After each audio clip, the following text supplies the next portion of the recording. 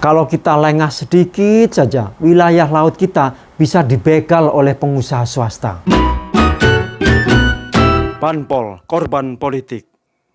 Assalamualaikum warahmatullahi wabarakatuh. Kembali lagi Anda ketemu dengan saya, Ki Ewes yang petugas rakyat, yang terus-menerus mengajak Anda berpikir kritis. Karena kita sebagai rakyat itu berhak untuk berpikir kritis dan mengontrol jalannya pemerintahan kita. Saudara-saudaraku sebangsa dan setanah air, perkara heboh pemagaran dan terbitnya sertifikat hak guna bangunan atau HGB di Laut Tangerang, mantan Presiden Jokowi hanya menganggap soal legalitasnya. Menurutnya itu yang paling penting. Ya, yang paling penting itu proses legalnya. Prosedur legalnya dilalui atau tidak. Betul atau enggak betul, itu kan proses dari kelurahan, proses ke kecamatan, proses di kantor BPN kabupaten. Kalau untuk SHM-nya, kalau untuk SHGB-nya juga di kementerian, dicek aja apakah proses legalnya, prosedur legalnya semuanya dilalui dengan baik atau tidak. Dan itu juga tidak hanya di Tangerang, di Bekasi, juga ada di Jawa Timur, dan di tempat lain. Saya kira yang paling penting cek itu, investigasi itu, ya.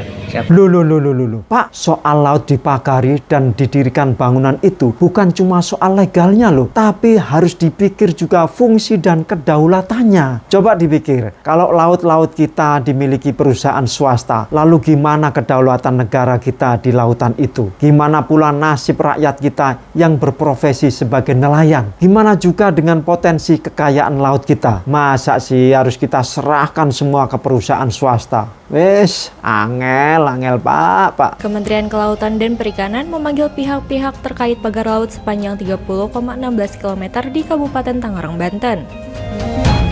Langkah tersebut dilakukan sebagai tahap penyelidikan dan penyidikan untuk mengungkap kasus pagar laut ilegal tersebut. Kalau soal legalitasnya, itu kan bisa jadi urusan sepele. Bisa saja pihak swasta tadi berkong kali kong, main mata dengan pejabat pemerintahan kita. Memang pejabat pemerintahan kita sudah anti korupsi, anti sogok semua. Sertifikat hak guna bangunan di lautan bisa saja diterbitkan sesuai permintaan pengusaha tadi, lalu didirikan bangunan dan digunakan sebagai lahan bisnis oleh pengusaha swasta. Habislah laut kita. Makanya menurut peraturan pemerintah nomor 18/2021 Junto Peraturan Menteri ATR /Kepala BPN nomor 18 tahun 2021 menerangkan bahwa hak guna bangunan atau HGB hanya bisa terbit di wilayah pesisir pantai. Saya ulangi, di pesisir pantai, bukan di atas laut.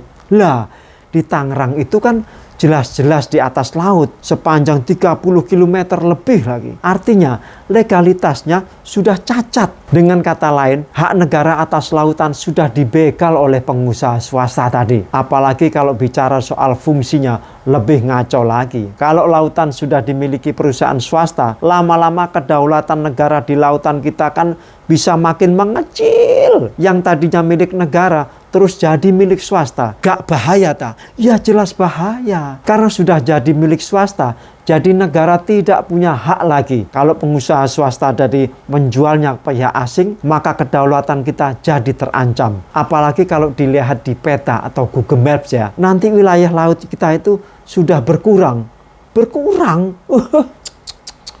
Angel Pak. Untunglah pagar di Laut Tangerang tadi itu sudah dibongkar. Sertifikat hak guna bangunannya juga sudah dibatalkan. Kalau gak, apa yang terjadi?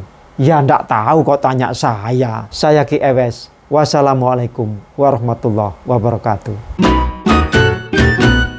Banpol, korban politik.